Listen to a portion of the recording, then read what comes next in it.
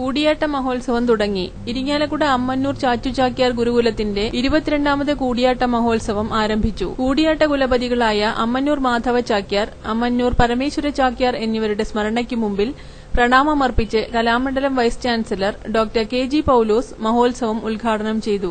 ഗുരുകുലത്തിന്റെ കൂത്തമ്പലത്തിൽ അപർണ നങ്ങ്യാർ അവതരിപ്പിച്ച അക്രൂരഗമനത്തോടെയായിരുന്നു തുടക്കം. ദിവസവും വൈകിട്ട് 6-നാണ് അവതരണങ്ങൾ. മഹോത്സവം ജനുവരി 12-ന് സമാപിക്കും. 2ാം ദിവസത്തിൽ സീതാപരിത്യാഗം അവതരണം നടന്നു.